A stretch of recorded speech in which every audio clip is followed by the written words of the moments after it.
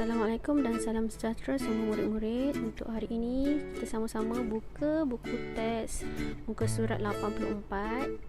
Kita akan mulakan dengan tajuk tikar kelasah. Adakah murid-murid tahu apa yang dimaksudkan dengan tikar kelasah? Tikar kelasah ni boleh didapati di Sarawak. Tikar ni adalah tikar warisan hasil budaya kraftangan komuniti Bidayuh. Baiklah, untuk pengetahuan murid-murid, tikar kelasah ni dianyam menggunakan kulit kayu dan juga rotan. Tikar kelasah ni merupakan hasil kerja tangan masyarakat Bidayuh dan amat popular di Sarawak. Sehingga kini tikar kelasah ni dijual juga di Semenanjung. Seterusnya, mari kita sama-sama belajar bagaimana untuk memasukkan imbuhan awalan pada kata dasar. Topik kita hari ini kita dah belajar habis dah. Sekarang kita teruskan dengan imbuhan awalan. Baiklah, sebelum kita teruskan dengan latihan di dalam buku teks muka surat 84, kita teruskan dahulu untuk mengetahui bagaimana kita nak memasukkan imbuhan awalan di dalam kata dasar. Kata dasar ini merupakan kata asal, iaitu perkataan yang tidak ditambah mana-mana imbuhan awalan, akhiran ataupun apitan, tapi mempunyai maksud. Itu adalah kata dasar. Bila kita sebut je perkataan tu, kita faham maksud dia. Itu adalah kata dasar. Baiklah, sebelum kita teruskan untuk memasukkan imbuhan awalan di dalam kata dasar, kita fahamkan dahulu beberapa jenis imbuhan awalannya. Yang pertama, 1 hingga nombor 6 ni adalah imbuhan men, meng, ber, ter. Imbuhan awalan ini adalah merujuk kepada sesuatu benda ataupun perkara yang kita sedang buat, ya. Seterusnya kita tengok pula kepada imbuhan awalan yang bermula dengan pe, pen, per, peng, pem.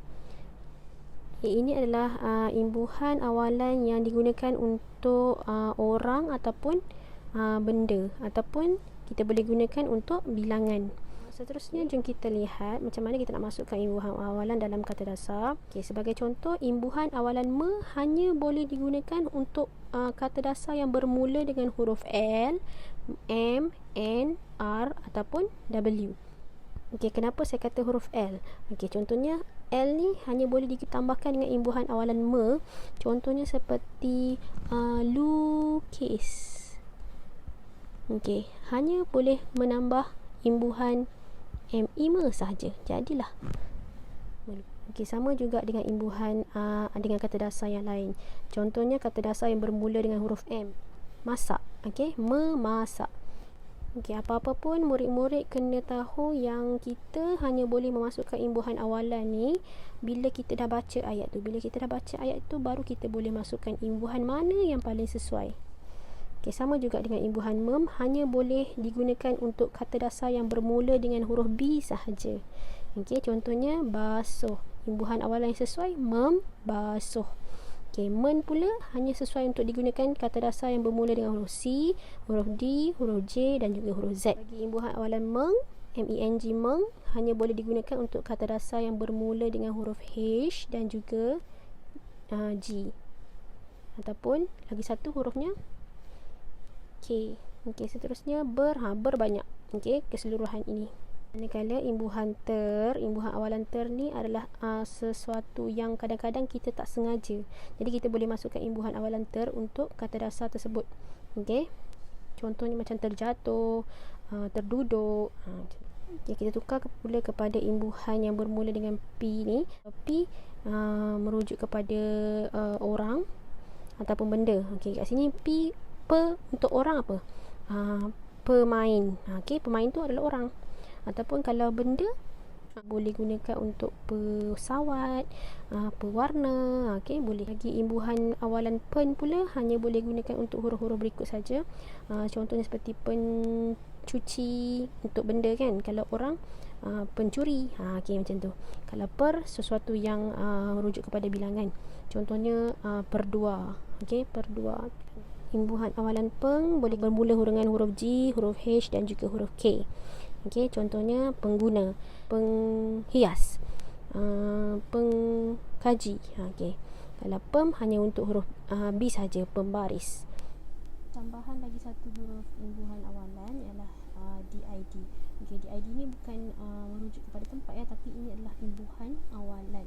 Dan imbuhan awalan ni bila disambungkan dengan kata dasar perlu dirapatkan. Okey, bagi imbuhan awalan D ni, kata dasar yang boleh digunakan sama seperti imbuhan awalan ber. Okey, kita dah lihat bagaimana kita nak memasukkan imbuhan awalan. Sekarang ni kita belajar bagaimana tips untuk menukar huruf kata dasar. Bila kita nak masukkan imbuhan, ada perkataan yang perlu kita tukar huruf dia.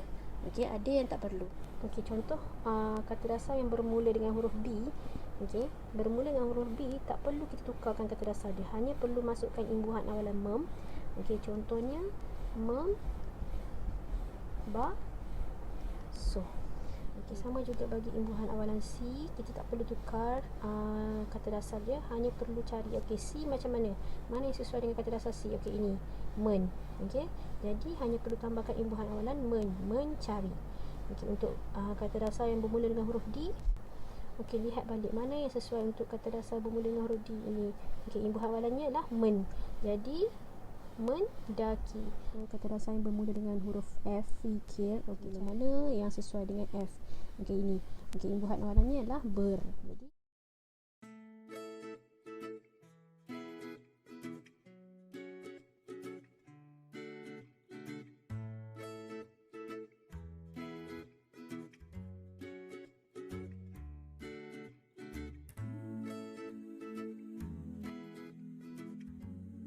kata dasar yang bermula dengan huruf K ni, ketuk, tak boleh kita masukkan terus imbuhan awalannya di sini tau. Sebab K ni kita perlu tukarkan dahulu. Untuk tips bagi murid-murid kena ingat ya, K perlu ditukar dahulu kepada huruf NG. Okey, baru kita boleh masukkan imbuhan awalan. Okey, untuk NG hanya perlu masukkan imbuhan awalan me kat sini. Okey. Okey, jadi salin semula tadi kita tukar kepada NG, K tukar kepada NG. Okey, salin semula M5 mengetuk. Ini baru jawapan yang betul. Bukan mengketuk, salah.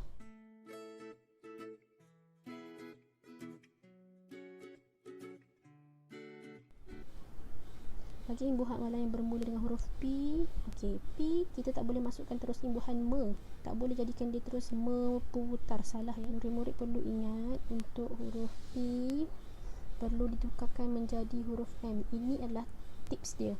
P perlu tukar jadi huruf M. Okey, kemudian U salin semula, T salin semula, A salin semula, R salin semula. Kemudian hanya perlu menambahkan imbuhan awalan me. Okey, ini adalah jawapan yang tepat, memutar. Untuk kata dasar yang bermula dengan huruf S perlu ditukarkan menjadi N, Y. Okey, kemudian salin semula I, salin semula K, salin semula A, salin semula T. Mengikat rambut, bukan mensikat. Okey, ini adalah betul. Okey, saya buat tanda penegasan kat sini menandakan ini perlu ditukarkan. T perlu ditukarkan kepada huruf P. Okey, tengok ya, contohnya tanam. Okey, tanam, T perlu ditukarkan menjadi N. Okay, salin A, salin N, salin A, salin M, tambah imbuhan awalan me. Tapi untuk pertukaran ini bergantung kepada ayat yang murid-murid.